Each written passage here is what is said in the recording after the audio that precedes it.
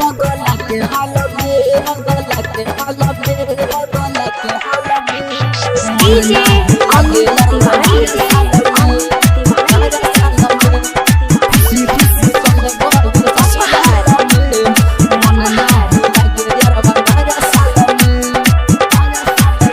पहिले पे याद रही कइले रही बेवफा से दिलवा लगइले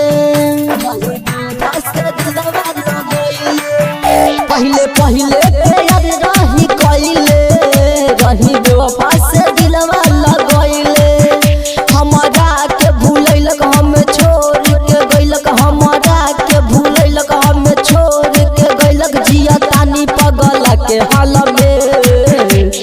खुशी खुशी चल गइल ससुराल में मन नाही लागे यारवा नया साल में खुशी खुशी चल गइल ससुराल में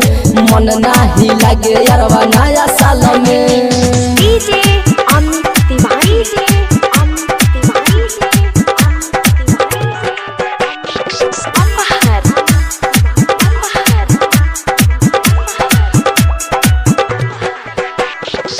देई के दिल हम ओके पछताइले उठेला दर्द तरो नाही पाइले हमरा साथे कही देले बाघत हो कहिले तोहरा से सही सही बात हो सही सही बात हो सही सही बात हो देई के दिल हम ओके पछताइले उठेला दर्द तरो नाही पाइले हमरा साथे कही देले बाघत हो कहिले तोहरा से सही सही बात हो भारी पड़ल हमके प्यार जिंदगी हो गइल बेकार भारी पड़ल हमके प्यार जिंदगी हो गइल बेकार केहू पूछे न ए हाल में खुशी खुशी चल गइल ससुराल में मन नाही लागे यारवा नया साल में खुशी खुशी चल गइल ससुराल में मन नाही लागे यारवा नया साल में डीजे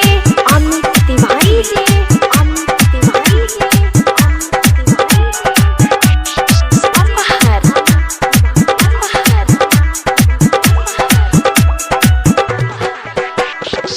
सुनील सावरिया गुलशन किशन हो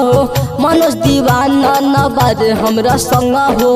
मिले न दावा सुन मिंटू मिसाइल ऐसन तीर मरलस दिल भइले घायल सुनील सावरिया गुलशन किशन हो मनोज दीवाना न बारे हमरा संग हो मिले न दावा सुन मिंटू मिसाइल ऐसन तीर मरलस दिल भइल घायल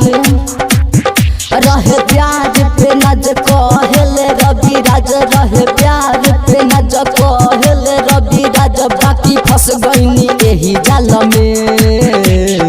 खुशी खुशी चल गइल ससुराल में मन नाही लागे यारवा नया साल में खुशी खुशी चल गइल ससुराल में मन नाही लागे यारवा नया साल में पहिले पे याद रही कइले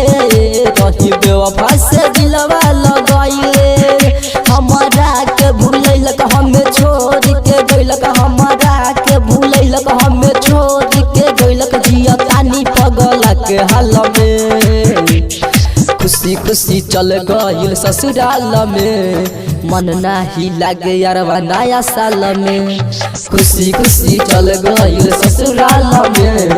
मन नाही लागे यारवा नया साल में।